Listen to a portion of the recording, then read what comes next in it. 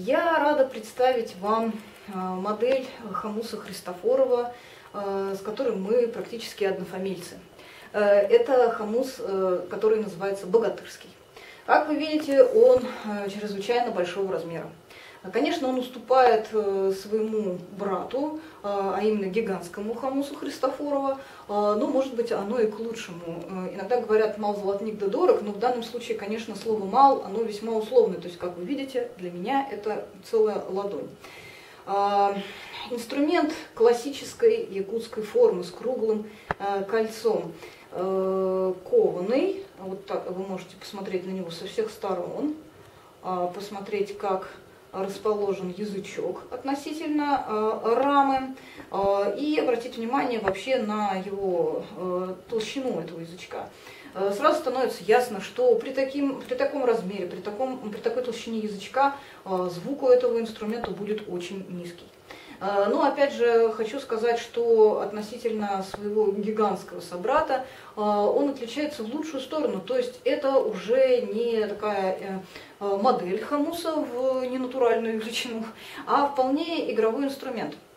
Другое дело, что его игровые и музыкальные особенности находятся в таком очень низком бурдонном, можно сказать, диапазоне.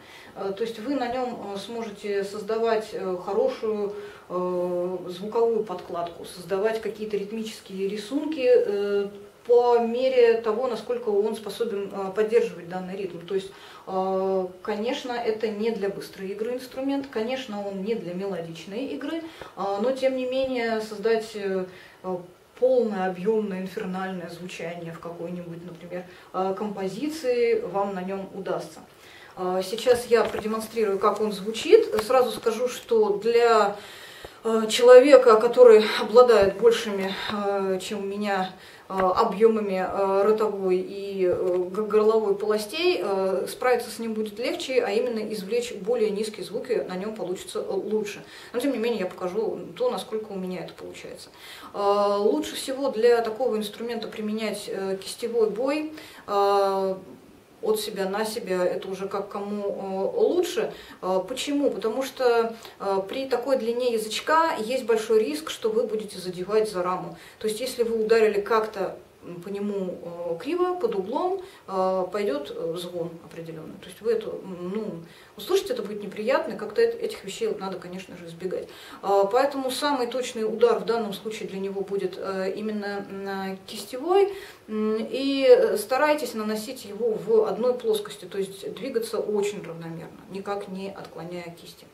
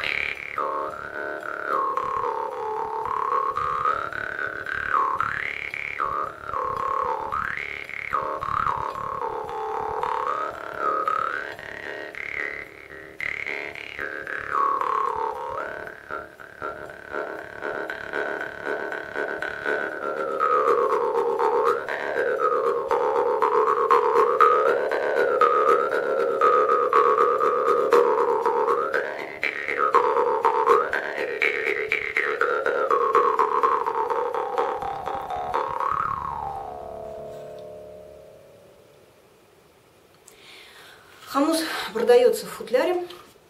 Это открытый футляр, который выполнен в виде дощечки деревянной.